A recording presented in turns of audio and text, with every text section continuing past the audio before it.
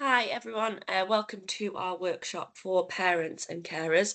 My name is Kate Pulford. I'm a mental health practitioner in Trafford Thriving Education. And my name is Rhiannon Corrin, and I'm a trainee education mental health practitioner. So this is a recording of a live workshop that we did a few weeks ago around supporting young people with academic stress, which is something that comes up a lot in our work. So if you haven't heard of us, we are the mental health support teams in Trafford.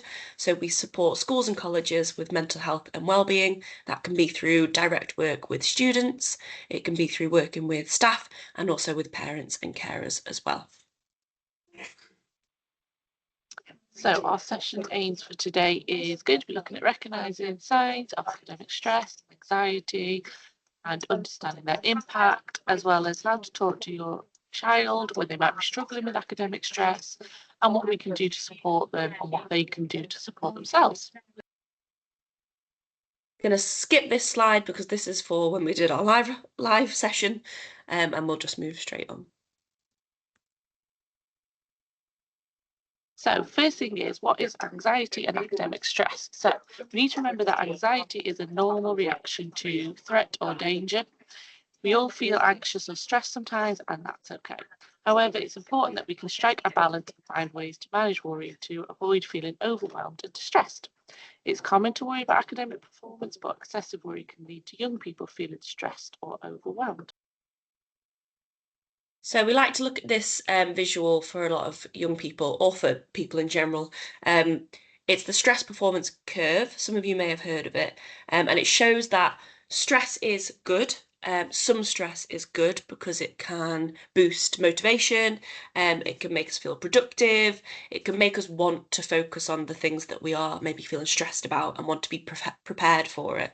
So if we didn't have any stress, then our performance would also be quite low, because we just wouldn't be motivated to study or be organised or practice, those kind of things. Um, it gets to a point where that peaks, and if the stress continues, that performance level drops because it's just too overwhelming and there's just too much pressure.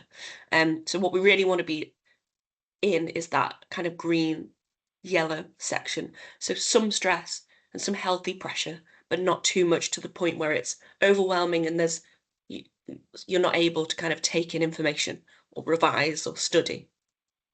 So this can be a good visual to walk through with young people who are feeling stressed. And then we've got some physical symptoms of anxiety. So it's important to recognise that these physical symptoms can feel very unpleasant and can often cause more anxiety due to how they feel.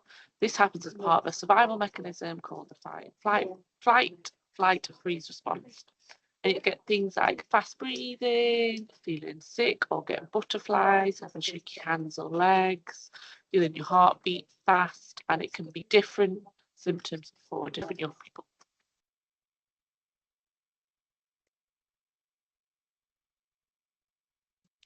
And then we now have a video that explains the fight, flight, freeze response, and it's suitable to share with your young people to help them understand what happens when they are feeling anxious. You know what anxiety feels like. We all do. Everyone experiences anxiety in some way or another. It's something that connects all of us together. Why we feel anxiety and what it really is, that may surprise you. Without anxiety, we'd all be in serious trouble. As soon as your brain senses you're in danger, a little piece of it, called the amygdala, kicks in. It gets your body ready to react. That could mean fight, run away, or shut down. It's called the fight, flight, or freeze response. This reaction goes back millions of years to our distant animal ancestors. Animals whose amygdalae were more sensitive to danger were more likely to stay alive and off the menu. Over millions of generations, this developed into the system we all know as anxiety. So you see, anxiety itself is not all bad. But when there's no immediate life or death threat, and your amygdala keeps telling your body that you're in danger, that's when anxiety becomes a problem. Your amygdala doesn't know the difference between getting eaten and public speaking or failing a test. Human society has only existed for a relatively short time. It's messy and complicated and confusing, and our amygdalae just haven't had time to catch up. So sometimes, when we're in uncomfortable situations, our brains misread the risk and overreact. Our hearts beat faster and we breathe heavily, pulling more oxygen into our bodies. The muscles in our arms and legs tense up and fill with blood. Our skin perspires to cool us down. This would all be great if we needed to fight or run, but instead, we just feel tense and sweaty. Sometimes our minds go blank and we feel like we can't move or talk. That would be great if we needed to hide. Instead, we just feel stuck. When things trigger our anxiety, sometimes we try to avoid them, like our ancestors avoiding a predator. But that can cause problems when those triggers are important parts of life, like going to school or meeting new people, things that won't just give up and go away. So how does knowing all this help? Well, it starts with remembering what's really going on. There's nothing physically wrong with you.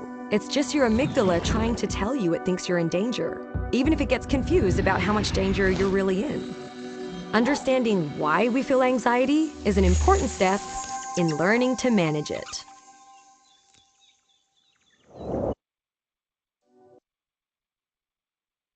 So yeah, that can be a video that's useful to share with young people as well. And it really normalizes how it feels to have those uncomfortable physical feelings of stress or anxiety. Um, and that it's all natural, it's all part of our kind of instinct. So the next step, I guess, is kind of spotting signs of academic stress in people that we have in our lives. So like we said, it's normal to feel stressed at times, but that can present quite differently in different people. And this is where, as parents and carers, you know your young people, you know the people in your lives that you're seeing every day very well. So you'll be able to spot if things have changed or if things are different or if they're presenting differently. So some of the things to kind of look out for are frequently worrying, disturbed sleep. That could be sleeping a lot, sleeping not very much. I guess a change in that sleeping routine. Feeling irritable, feeling tense, losing interest in things that they're normally passionate about and things they usually regularly do. Experiencing headaches and stomach pains, those physical symptoms of stress or anxiety, feeling hopeless, being overly negative or critical, eating more or less. And I guess the key thing here is that something is different.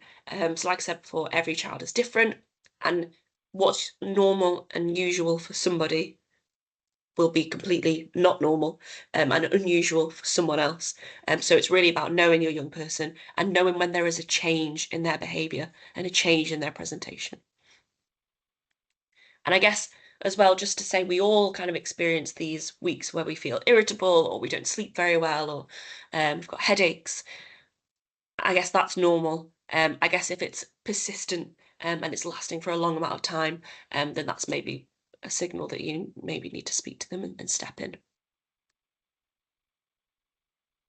Okay, so we're going to have a look at the stress bucket now. So we all have a stress bucket, which is essentially the amount of stress that we can tolerate at any given day. Some people's stress buckets might be bigger and others meaning they can hold or cope with stress. Other people's might be smaller or it might change on a day-to-day basis depending on how tired we are, how much energy we have, and might affect how much stress we can deal with that day. We use the idea of a stress bucket as a bit of an analogy to picture how much stress we can cope with, how stress might build up throughout the day, and what might be contributing to our stress levels. So we're also going to think about how we might reduce stress as well. So just have a little think about the ways it might increase our stress levels. So we've got things like work. You might have taken the children to after school clubs. It might be kind of trying to prioritize and fit in everything in the day. So cleaning the house, seeing friends, just all those different responsibilities we might have adults. And this starts to fill our bucket. And then what might happen when our stress levels are high is that we might start to see our bucket wanting to overflow. We might notice that we don't react the same to things as we normally would, so we might become a little bit snappy, a little less resilient to the things that happen in everyday life because our bucket is quite full. And it's the same as in our children. So what might you notice when your child is feeling stressed? So let's have a little think about how we can empty our stress buckets. So we've got healthy coping mechanisms like walking the dog, listening to music, seeing friends, because we want to avoid an overflowed stress bucket where we start to feel overwhelmed. Remember, everyone has different size stress buckets, and the capacity can change day to day. It's important to note that sometimes we can have false taps as well, which feels like they have a short-term effect, but in the long term, they can add more stress to our buckets. So it could be things like gambling, excessive drinking, drug taking, vaping, or avoiding the things that might cause us stress, but that we need to face, for example, school or work. By doing some of these healthy things to help manage our stress levels, you can feel calmer, think clearer, and feel more motivated to do things. Remember, we all feel stressed at times, but it's about finding balance between feeling stressed and calm. The more balance we have, the better we feel. So remember, we can share this again with our young people and try and work out the kind of things that add to their stress bucket that might fill it up, might cause it to overflow, and the different ways that the healthy ways that they can start to empty their buckets. So we've talked a little bit about how to recognise if somebody is struggling, and I guess the next section is thinking about how to talk to your young person about how they might be feeling, because that can be quite difficult, initiating those conversations. So just some ideas of how to approach that conversation and some examples of what you could say. So talking about emotions, difficult, even more so I think for young people, with parents maybe or family members, it can be really hard for them to open up or feel comfortable in speaking about how they're feeling, especially if they are struggling, because there is a lot of stigma around not being okay or feeling stressed still. So we want to make young people feel as comfortable as possible. So just some kind of tips to help that conversation go quite smoothly. So it doesn't need to be a high pressure, special conversation, really formal. Really encourage you to try and incorporate discussions around feelings in your regular conversations with your child. So normalize talking about how you feel, how they might be feeling. It doesn't always have to be when something bad has happened. If they've had a good day in school, you could be talking about why and also how that makes them feel, and also you modeling that as well. So for example, if you've got something you're worried about coming up, you could just name it and say, I'm feeling really nervous today, because I've got to give a presentation, or I'm trying something new in work, and that can be really helpful for the young person to see how to talk about how they're feeling, and also that it's okay to talk about how you're feeling, and also that it's okay not to be feeling 100% all the time. It's kind of giving permission for them to not feel okay and to talk about it. Knowing your child and knowing where they feel comfortable can really come in handy when you're approaching this conversation. So do they like to talk face to face, just sat down, with no distractions? Do they prefer it when you can talk while you're doing something, like when you're driving in the car, or you're playing a board game, or doing a jigsaw, or going on a walk? Is it that in the morning is a perfect time to talk, or actually they're really stressed and rushed in the morning and that's the worst time to talk to them? Are they too tired to talk in the evening, straight after school, or just before bed? So just thinking about when that conversation could take place. Try not to fix things straight away, which is something that I personally struggle with quite a lot. And I think a lot of parents and carers do as well. Because I think when we see somebody distressed, especially our child, our instinct is to try and take that stress away or try to fix it. But actually, that's not always what young people need. They just need to be heard and to be understood. So just really practicing that empathy, validating how they're feeling, and showing that you understand, telling them that it's okay not to be okay, and just letting them have that space to talk. And it's also okay for you as a parent to not know how to help. Just listening to them and giving them that space is just as helpful. And being patient with yourself and with them as well, especially if it's a difficult topic that you're talking about. And then just thinking about how the young person is feeling before you engage in a conversation. So what we want is for everybody involved in that conversation to be feeling calm and regulated. So if your young person is distressed or upset or visibly stressed, on that higher end of that stress performance curve, feeling overwhelmed, their stress bucket is overflowing, then we need to regulate first. When we're in that kind of fight or flight, it's really hard to have a meaningful, rational conversation. I'm sure you can all think about a time where you felt frustrated or overwhelmed or stressed, and it's just really difficult to have that conversation. Our emotional brain has taken over and our rational brain is not connected. So we need to regulate first. So that can be through just giving them some space and some time, taking them outside, doing some deep breaths, lying down, allowing them to just let it out and cry, go for a walk, those kind of things. Once they're feeling more regulated, you can relate to your child. So that's connecting with them, feeling more attuned, validating their feelings, and really want to consider their body language as well at this point, making eye contact. And then after that, we can start to kind of reason, supporting the young person to reflect and review, to learn, and to become more self-assured and more resilient in their own actions.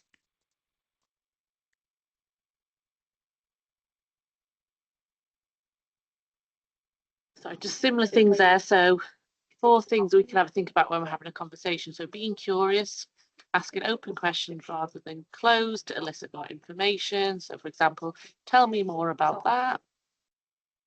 Validate, so center their emotions, offer sympathy. If appropriate, reassure them how they're feeling is normal. You can affirm, so give them reassurance. So thank you for talking to me. You've done a really good job talking about your big feelings. Give positive feedback, helps them to reconnect and confirm that telling you was the right thing to do, even if what was said was concerning or upset to hear. Plan, so gently encourage your young person to engage with the question of what they would like to happen next. But if they can't, give them space and time to do so and plan a time to have another conversation. So don't force the conversation. So if it doesn't go to plan, that is okay. And then think about giving them some silence. So quite often we want to jump in and fix the problem for them or offer solutions. Encourage your child to think of their own solutions. We can support you, what you can do to help yourself feel better today. And this might not be how you would phrase it, but it's fine to use whatever the sentiments look like in your family. Trying your best won't go unnoticed. So it might seem to fall on deaf ears, but it's likely you're creating a safe space for them to talk to you in the future.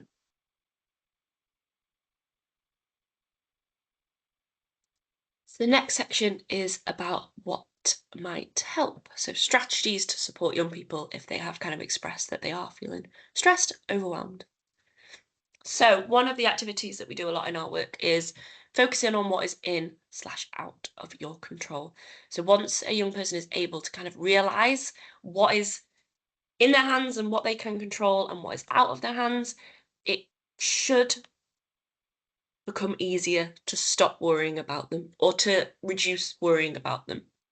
And for the other strategies or for the other worries that are in your control, we've got some other strategies coming up that we can discuss. So doing this activity can also help young people to kind of talk through exactly what they're worried about and to kind of sort them into those 2 different circles. They might need your support with this. And it also can help rationalize what's on their mind as well. So if you just think about a young person who's maybe worried about exams or revision, so what's in your control is a revision plan, sticking to that, making sure that they're eating enough and they're drinking enough water, trying to believe in themselves and have kind of more positive mindset, making sure they've got all their equipment for the exam, making sure they're sleeping well, making sure they've set their alarm. Those kind of things are in their control. What are out of their control might be things like what comes up on the paper, how my friends do in the exam, the weather on the day, what the traffic is like on the way to the exam. Those kind of things are more out of their control.